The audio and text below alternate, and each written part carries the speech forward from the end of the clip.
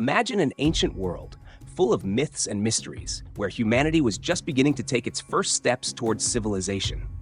In the midst of this setting, a man is born who would change the course of history forever: Abraham. He came into the world in the year 1948 since creation, at a time filled with challenges and transformations.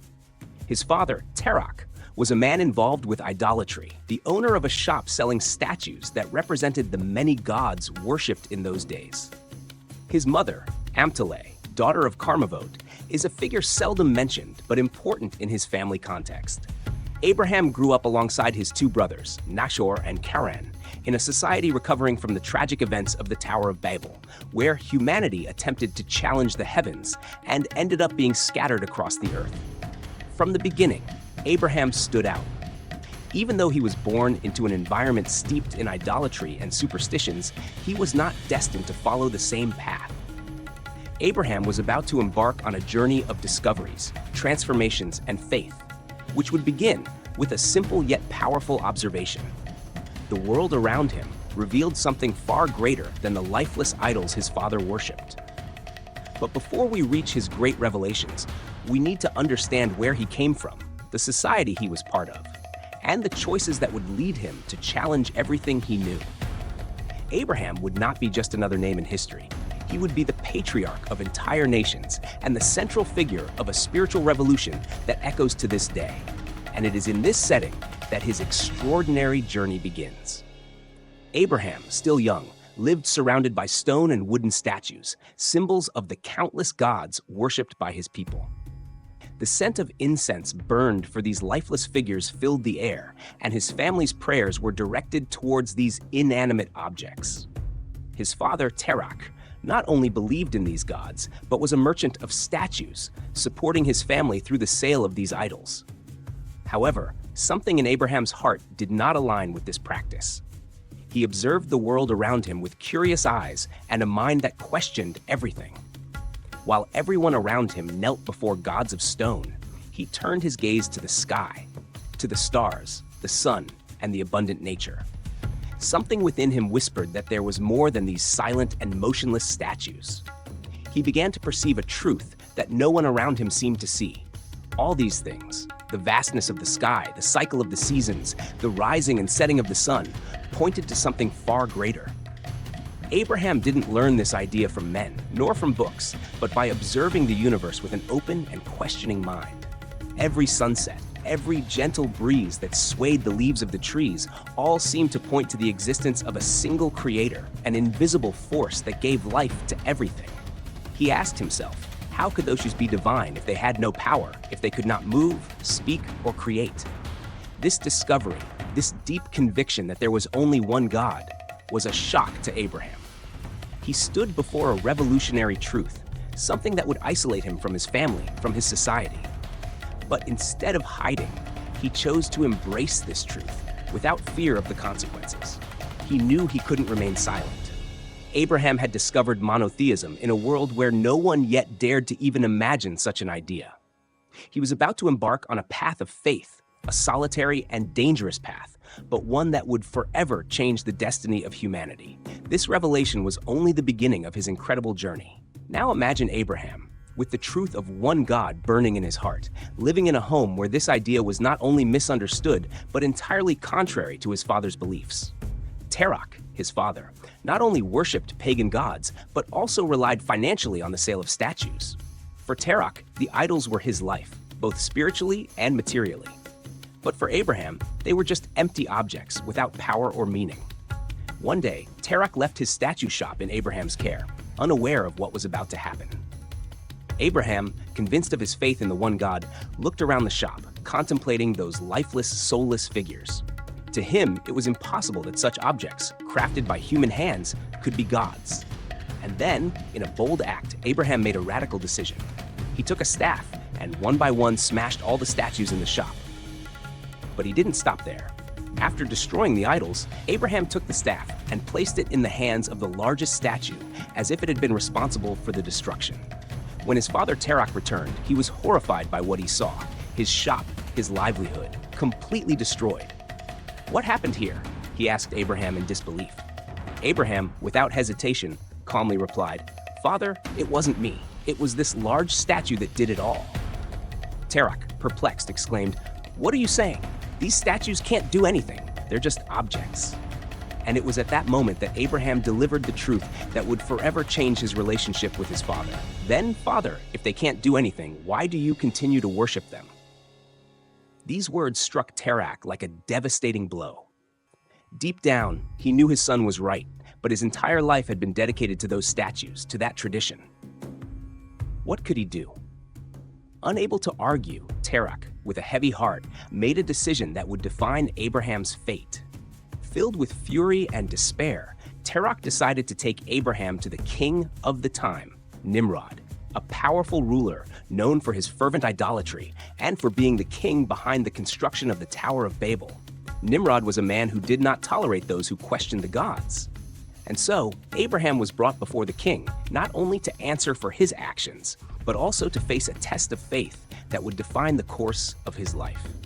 The young Abraham, now facing the greatest challenge of his life, was about to confront the most powerful man of his era, with only one thing sustaining his courage: his unshakable faith in the one God. Now, imagine Abraham standing before Nimrod, the powerful and feared king, the very man who once commanded the construction of the Tower of Babel, defying the heavens with his arrogance. Nimrod wasn't just a ruler, he saw himself as a deity, someone worthy of worship. To him, the idea of a single invisible God was a personal affront. With Abraham before him, Nimrod glared at him with disdain. "So, you truly believe there is only one God?"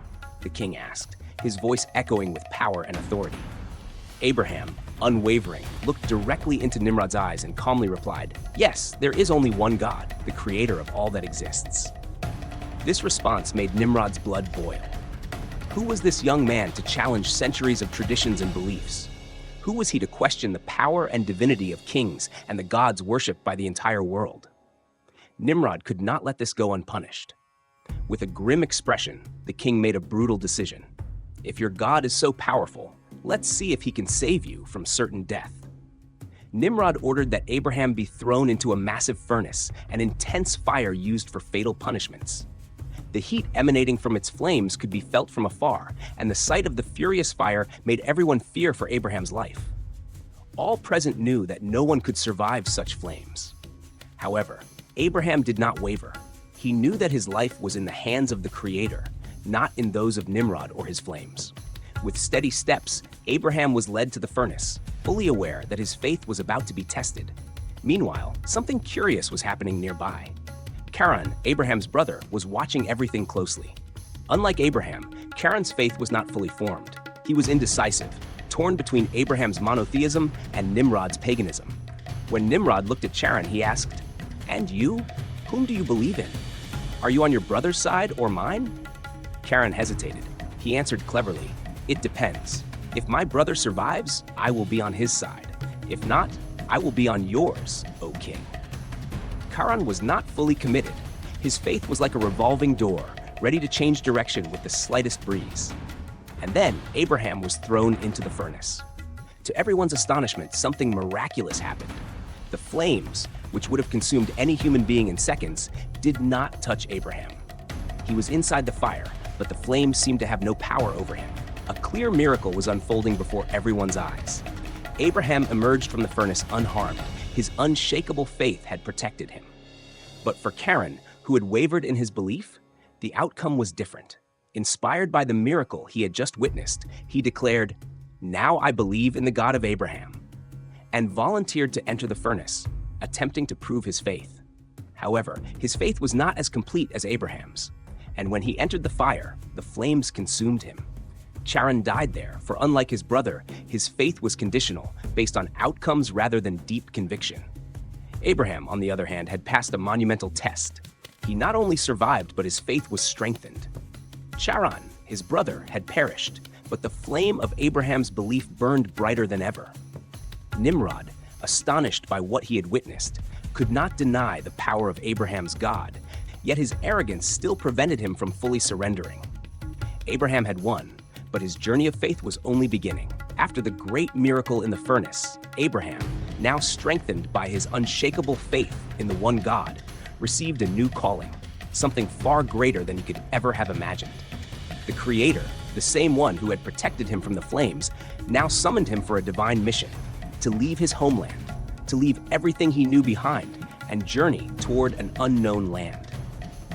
"Leave your country, your people, and your father's household, and go to the land I will show you," said the Lord. This was no ordinary request. Abraham was not just being called to move, he was being called to break away from everything familiar, from his culture, from the home where he had grown up. It was a journey of absolute faith, a voyage into the unknown, driven solely by trust in the divine promise. Abraham did not hesitate. At 75 years old, he prepared to leave. Beside him was Sarah, his faithful wife, and Lot, his nephew, the son of Haran, the brother he had lost in the tragic furnace event. Lot, still young, looked up to Abraham with admiration, but also with uncertainties. He was joining a journey with no known end. Abraham did not leave alone. The Bible tells us that, in addition to Sarah and Lot, he took with him the souls he had made in Haran. These were no ordinary souls. Though Abraham and Sarah had not yet had children, they had already begun to leave a spiritual legacy. During their stay in the land of Haran, Abraham and Sarah not only lived their faith, but also shared it. They taught others about the one God, convincing many to abandon idolatry. These people who now followed them symbolized the first seeds of a movement that would grow over time. And so Abraham and his group left Haran, a land he knew well, to walk toward the unknown, the land of Canaan, the promised land. But this was not just a territorial change. It was the beginning of a divine mission, a purpose that Abraham would embrace for the rest of his life. Along the way, he would encounter many challenges. He would face not only physical and material adversity, but also spiritual trials, always keeping his faith at the center of his decisions. Abraham knew he was responding to the call of something much greater than himself, something that positioned him as the father of a new era, the patriarch of a nation that had yet to be born but already existed in promise. His journey was an act of pure trust in God, and that faith would guide him beyond known boundaries, leading him to become the ultimate example of fidelity to the divine. Destiny awaited him, but so did the trials. Abraham, Sarah, Lot, and all those who followed them finally arrived in the land of Canaan, the promised destination from God. But as soon as they set foot on the land, Abraham faced a new trial. Contrary to expectations of a fertile and abundant land, what Abraham encountered was famine. The soil of Canaan was dry, devastated by a drought that had lasted for 3 years. The sustenance of his people was at risk, and Abraham once again found himself faced with a difficult decision. Even knowing that God had led him to that land, Abraham did not question the divine plan. He didn't know the reason for the drought, but he trusted that there was a greater purpose behind it. With no other option, he decided to go down to Egypt, a land where there was food, where his family and followers could survive until the famine in Canaan had passed. Upon entering Egypt, Abraham faced a new dilemma. He knew that Sarah, his wife, was incredibly beautiful, and he feared that the Egyptians, upon seeing her, might kill him to take her as a wife. The Pharaoh, the ruler of Egypt, was known for his tyranny and power. Abraham, therefore, made a strategic decision. He presented Sarah as his sister, believing this would protect his life. However, this decision brought its own complications. Pharaoh, upon seeing Sarah, was captivated by her beauty and took her into his palace, desiring to make her his wife. Abraham, now caught in a dangerous situation, didn't know what would happen next. He had trusted his strategy, but deep down, his faith in God remained unshaken. Then, something unexpected happened. Pharaoh, despite his arrogance and power, was struck by plagues that afflicted his entire household. He didn't understand why such misfortune had befallen him, until at last he learned the truth. Sarah was not Abraham's sister, but his wife. Furious, but also fearful of the supernatural events that had come upon him, Pharaoh confronted Abraham. "Why didn't you tell me she was your wife?" Abraham, with honesty, explained his fear of being killed, and Pharaoh, now aware of a power beyond his understanding, decided to release Sarah and allowed Abraham, his family, and all their possessions to leave in peace. But not only that, Pharaoh offered Abraham gifts, wealth, livestock, and more servants in an attempt to appease the situation. Abraham left Egypt with much more than he had when he arrived. In addition to his life and Sarah's, He now had more wealth and influence. But what stood out was not the material wealth, but the way Abraham faced each situation with his unshakable faith. He had trusted in God's plan, even when human logic seemed to oppose it. And once again, God protected him and guided him through a trial that seemed impossible to overcome. Abraham returned to Canaan, not just with his possessions and followers, but with a renewed understanding that, regardless of the circumstances, God always had a purpose. Even when that purpose wasn't immediately clear, Abraham returned to the land of Canaan, now richer, wiser, and stronger in his faith. He had faced famine, danger in Egypt, and the Pharaoh himself, and God had protected him every step of the way. Yet, despite overcoming all these challenges, an emptiness still lingered in his life. Abraham and Sarah remained without children. And God's promise that Abraham would be the father of a great nation seemed more distant than ever. Years passed. Abraham and Sarah were growing old, and the hope of having a biological child was fading. But then, something changed. God made a solemn promise, a covenant with Abraham, sealed with an act of faith that would forever change his destiny and that of his descendants. God appeared to Abraham and said, "You will be the father of many nations." But this covenant did not come with words alone. God asked Abraham to seal this promise through a profound and symbolic act, circumcision. This act, known as the Brit Milah, would be the perpetual sign of the covenant between God and Abraham's descendants. Circumcision, performed on the 8th day of life, would mark the purity and fidelity of the men in his lineage to the covenant with the Creator. It was at that moment that God also gave Abraham and Sarah new names, reflecting the new phase of their lives. From Abram, meaning exalted father, he would become Abraham, father of many nations. And Sarai, his faithful companion, also received a new name, Sarah, meaning princess, for she would be the mother of kings and leaders. These name changes were not mere details. They symbolized that the destiny of Abraham and Sarah had been elevated, expanded beyond what anyone could imagine. However, Abraham still had no children with Sarah, and Sarah, aware of the divine promise but also of her advanced age, suggested to Abraham that he have a child with her servant, Hagar. Perhaps, Sarah thought, the child promised by God would come through Hagar. And so, Ishmael was born, Abraham's son, with Hagar. But soon after Ishmael's birth, God made a new promise to Abraham. Your descendants will come through Sarah. Despite her advanced age, Sarah would give birth to the child of the promise. And then God told Abraham that within a year, Sarah would have a son. By this point, Abraham had learned to trust fully in God's plan, even when it seemed impossible. And so, after many years of waiting, the impossible became reality. Abraham and Sarah, now of old age, became parents. The name of their son would be Isaac, which means laughter, for both Abraham and Sarah had laughed, not out of disbelief, but from pure joy and amazement at the miracle God had performed in their lives. This child was not just a much-desired son. He represented the fulfillment of a promise, the beginning of a lineage that would change the world. Abraham, now holding the heir of the promise in his arms, could glimpse the future God had designed for him.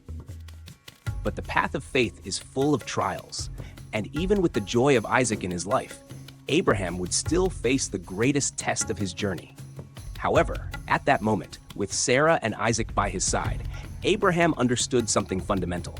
Faith in the one God had not only guided his journey, but it had also ensured that even in the most improbable circumstances, the divine promise would be fulfilled. And with Isaac, that promise was beginning to take shape. Abraham would not only be the father of a great nation, he would be the patriarch of a faith that would change the destiny of all humanity.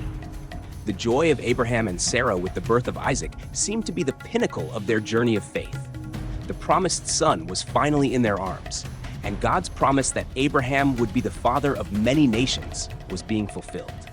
But, as often happens on the path of true faith, the hardest test was yet to come. Isaac grew strong and healthy, and Abraham loved him with all his heart. It was impossible for him to imagine anything more precious than the son he had waited for so long.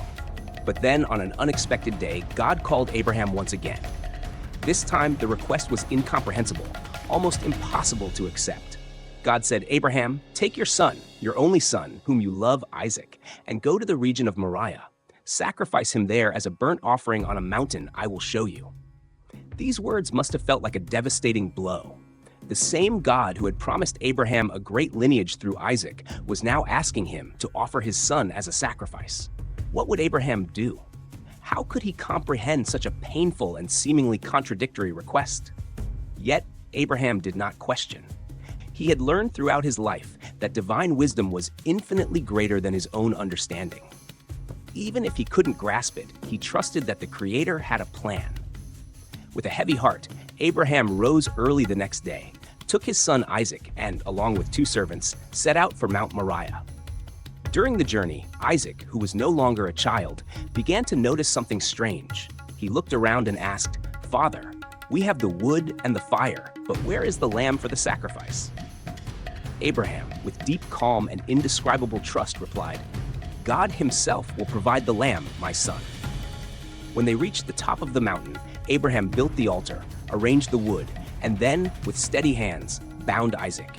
The young man did not resist. He accepted what was to come, just as his father had accepted God's call. And at the moment when Abraham raised the knife to sacrifice his son, something extraordinary happened. A voice from heaven called out, "Abraham, Abraham, do not lay a hand on the boy. Now I know that you fear God because you have not withheld from me your son, your only son." With his heart racing and tears in his eyes, Abraham looked around and saw a ram caught by its horns in a thicket. He freed Isaac and offered the ram in his place as a sacrifice to God. This act of faith was more than a test. God did not want Isaac's sacrifice. He wanted Abraham's complete trust, proof that Abraham would rely on him even in the face of the most difficult and incomprehensible request. Abraham had demonstrated that his faith was complete, that he trusted God's plan, no matter what was asked of him. After this, God reaffirmed his promise to Abraham, "I will surely bless you and make your descendants as numerous as the stars in the sky and as the sand on the seashore. And through your offspring, all nations on earth will be blessed because you have obeyed me." Abraham descended from the mountain with Isaac by his side, the son he loved, now saved, and with the certainty that his faith had been tested at the highest level. He returned home, but not without a cost. Upon hearing about what had almost happened, Sarah, his wife, could not bear the shock and soon passed away. With sorrow in his heart, Abraham purchased the cave of the patriarchs, where he buried her, in a sacred place that would become the final resting place of his lineage. And so, Abraham's life, marked by sacrifices, trials, and unwavering faith, continued until his final days. He lived to see the divine promise manifest through Isaac and his descendants. Abraham became the spiritual father of many nations, the patriarch of a faith that would transcend time and change the destiny of humanity. The story of Abraham is one of absolute trust in God, of courage in the face of the unknown, and of an eternal promise that continues to inspire today. Even after his death, buried beside Sarah, Abraham's legacy lives on through the generations as the embodiment of a faith that, when tested, only grew stronger.